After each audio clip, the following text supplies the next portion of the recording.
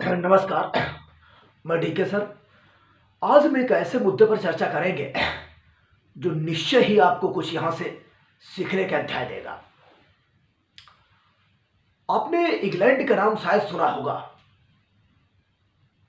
England जिसको विभिन्न नामों से जाना जाता है, जैसे ब्रिटेन, इंग्लैंड, यूनाइटेड किंगडम, छोटे छोटे आइलैंड कंट्री को मिलाकर। इतिहासकार ये मानते हैं कि लगभग 1500 ईस्वी से लेकर और 1900 ईस्वी तक इसमें कभी भी सूर्य अस्त नहीं होता था।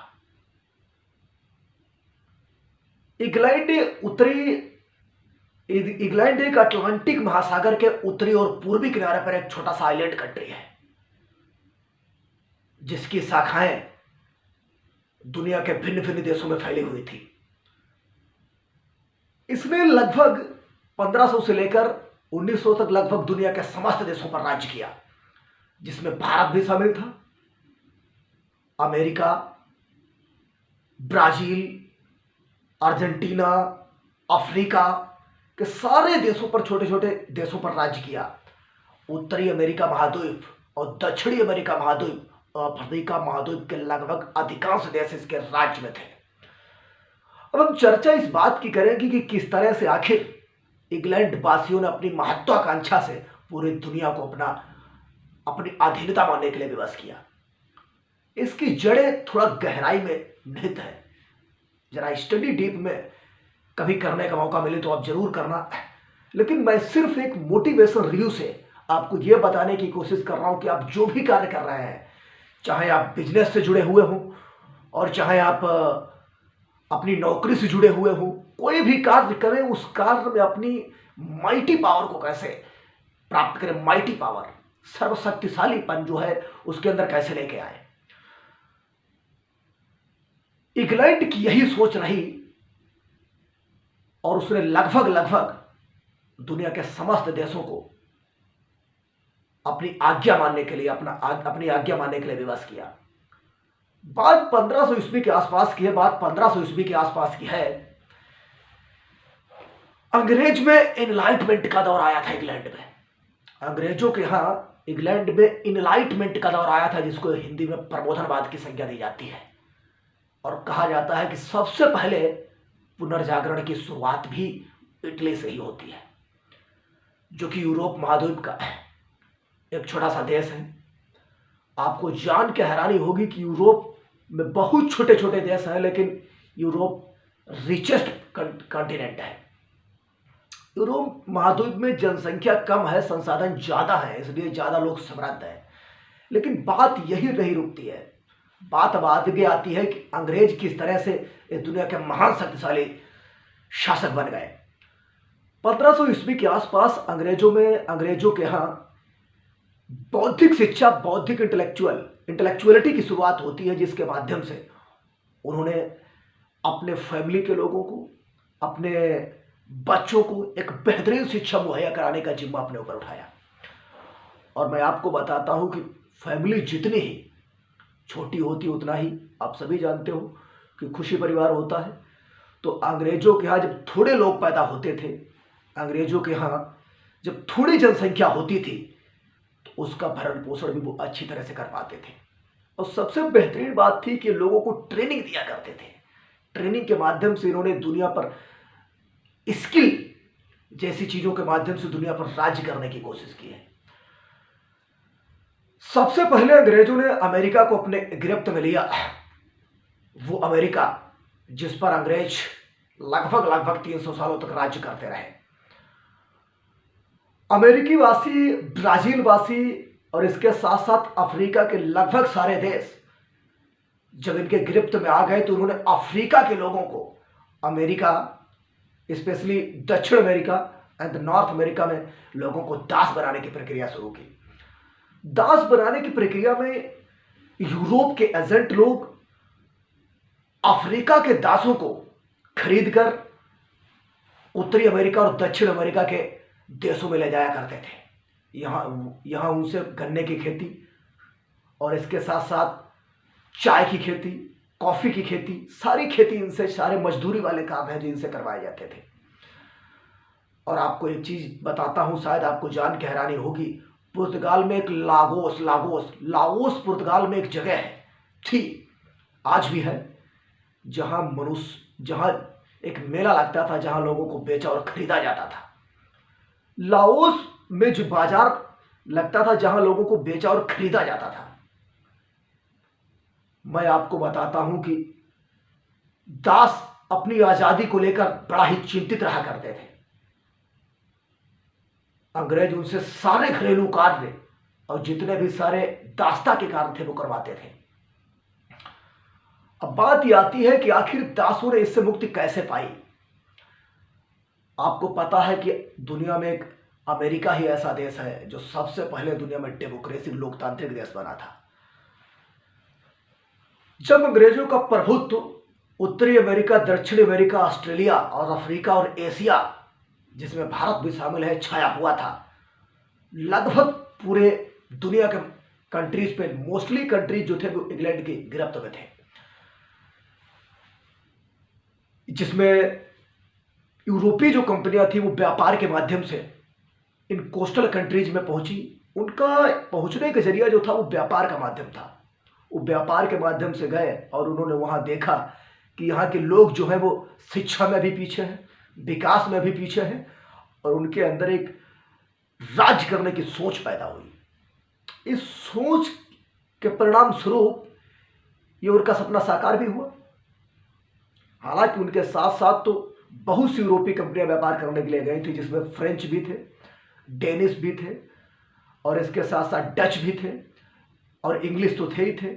इन सभी में इंग्लिश ईस्ट इंडिया कंपनी, जिसको इंग्लिश ईस्ट इंडिया कंपनी भी कहा जाता है, इंग्लिश ईस्ट इंडिया कंपनी ने पूरी दुनिया में राज्य करने की जो प्रवृत्ति अपनाई वो सभी से भिन्न थी। हालांकि सारी कंपनियां, जो यूरोपीय कंपनियां थी, वो डिस्ट्रॉय हो गई, सिवाय अंग्रेजों के, सिर्फ अंग्रेज बचे रहे।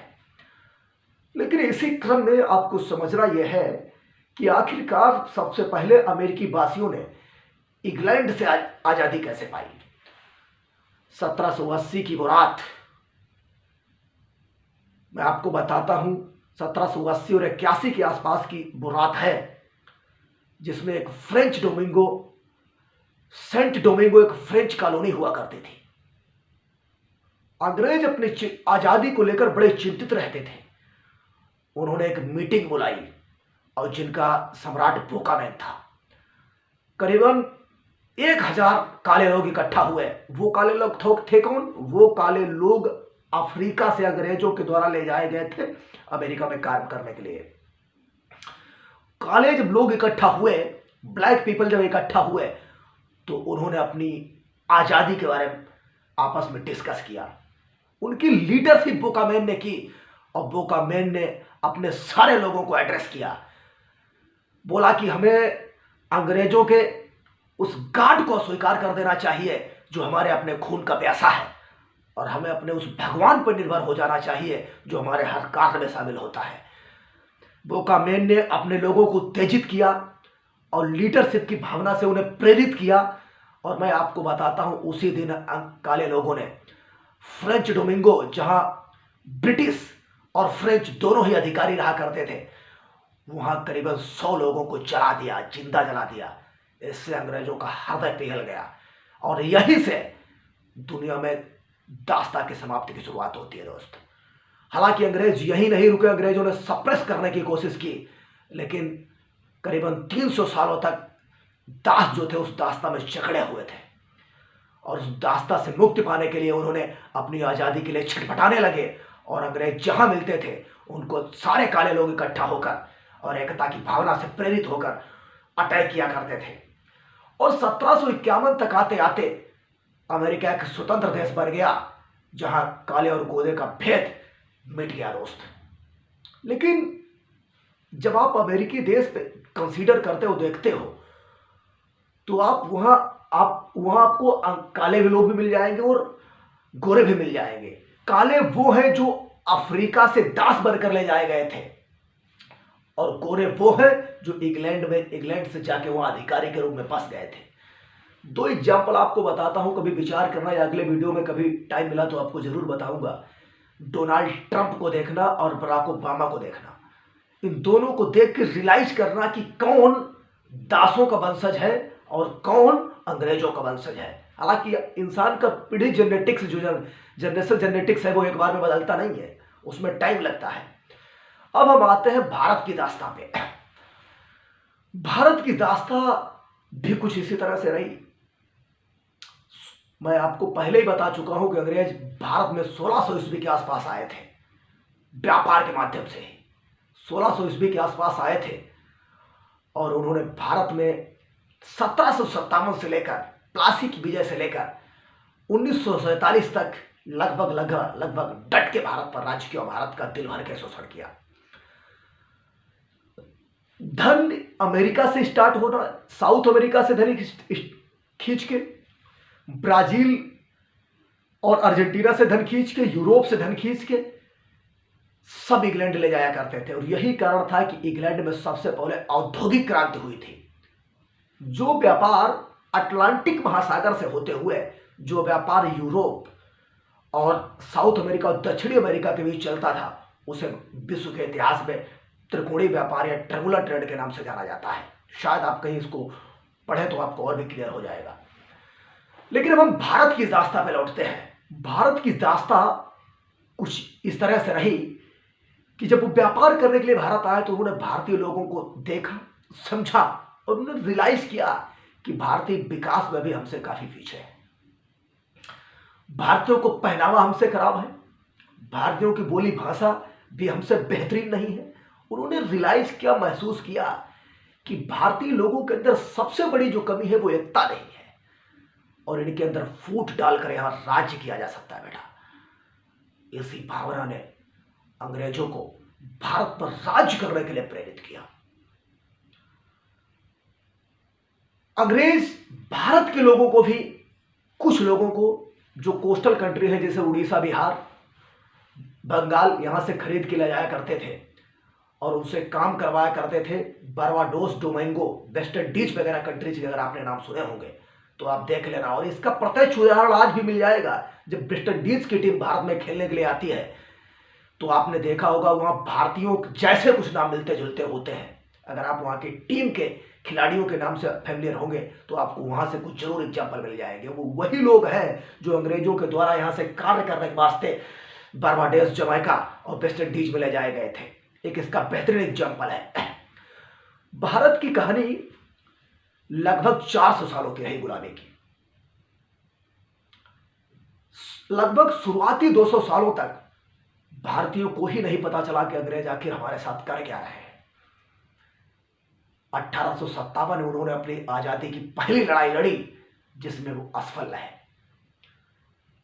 उन्होंने इन 20 वर्षों के दौरान रियलाइज किया कि किस तरह से अंग्रेजों को भारत से निकाला जाना चाहिए, क्योंकि मुट्ठी भर अंग्रेज है और पूरे हिंदुस्तान में भारतीय है, और मुट्ठी भर लोग पूरे बहुसंख्यक लोगों पर राज्य कर रहे हैं। बड़े ही सर्व की बात है।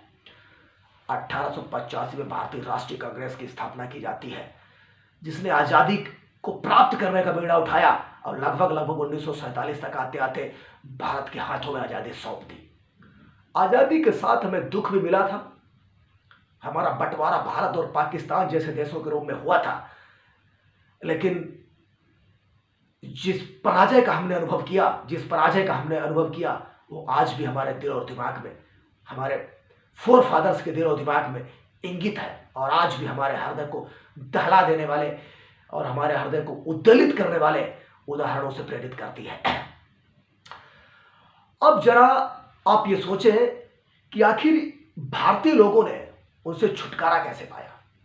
भारतीय लोगों ने छुटकारा पाने के लिए आंदोलन किए, मीटिंग की, और भारत के हर गांव में लोगों के अंदर चेतना जागृत की कि अंग्रेज सिर्फ आपके खून के प्यासे हैं, और जितनी जल्दी हो सके उतनी जल्दी इनके खिलाफ एकजुटता के बंधन में आइए और इनको भारत से भगाने की कोशिश लगभग की जानी चाहिए।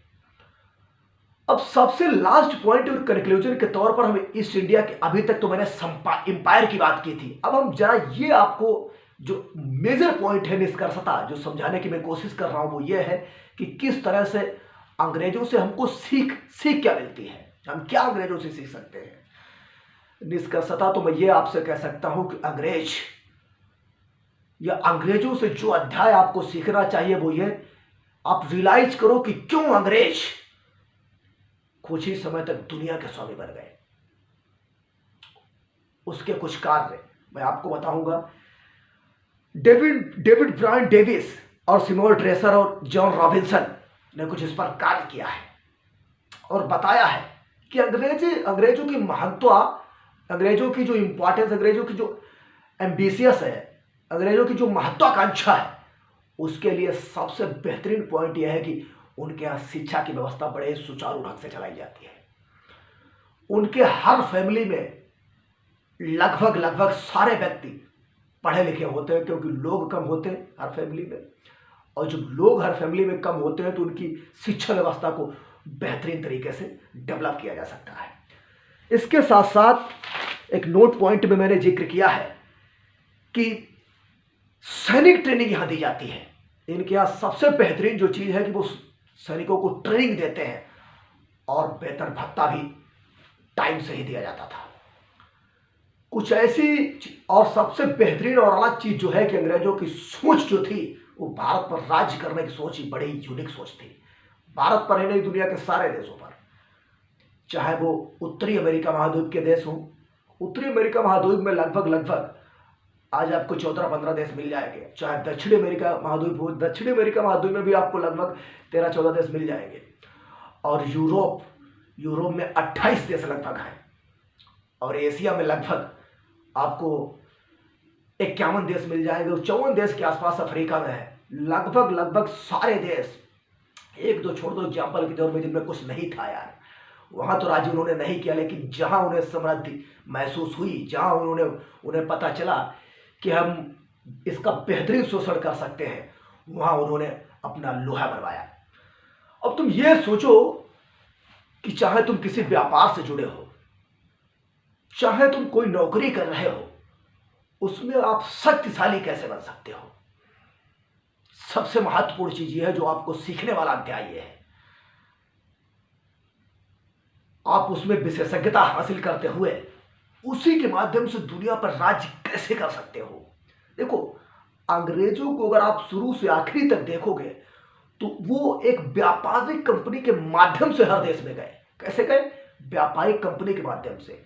जब व्यापारिक कंपनी, हालांकि वो जब घूमने टहलने जाते तो वहां राज्य इतनी जल्दी नहीं कर पाते, वो व्यापारिक कंपनी के माध्यम से वहां गए, वहां रहे, वहां की स्थितियों को समझा, वहां के गढ़ को समझा, और इसी तरह से वहां के लोगों को अपने से कमतर समझा, और उन्हें बोला कि एक निम्न सभ्यता उच्च स्तरीय सभ्यता से मिल रही है। अंग्रेजों ने कहा कि हम सिविलाइजेशन मिशन चला रहे हैं तुमको सभ्य बनाने का। हमारी चूंकि सभ्यता, my civilization is super as compare to your civilization, okay, my culture is very super as compare to your culture, my education is very super as compare to your education, in spite of my color is very bright, white as compared to your color, because my color is white and your color is black, okay। इसी प्रकार की जो प्रवृत्तियां थी वो अंग्रेजों को आगे लेके गई। इसी प्रकार की जो प्रवृत्तियां थी वो अंग्रेजों को आगे लेके गई। और मैं आपको बताता हूं कि अंग्रेज आज कुछ भी हो, लेकिन एक ऐसा समय था 1500 से लेकर 1900 तक, तब जब इंग्लैंड में कभी भी सूर्य अस्त नहीं होता था। इसका मतलब है कि ऐसा नहीं कि वहां कभी हमेशा सूर्य उगा रहता था। इसका मतलब यह है कि वहां इतनी धन संपदा और समृद्धि फैली कि अब आपको एक एग्जाम्पल देता हूं कि हमारे भारतीयों के अंदर कोट पैंट पहनने की कला तो अब आई है। 1500 ईस्वी के आसपास कभी आप देखना अंग्रेजों के अंदर कोट पैंट पहनने की कला आई थी। हम भारतीय आज शादी ब्याह में कोट पैंट पहन के जाते हैं, लेकिन वो उसी टाइम कोट पैंट पहन के इंडिया आया करते थे। उनकी कल्चर आप बात प्रशंसा की नहीं है, बात इस बात की है कि वो हमसे कितने आगे हैं। बात इस बात की है, कंपैरिजन करने की बात है। तो आप जो भी कर रहे हो, चाहे आप व्यवसाय कर रहे हो,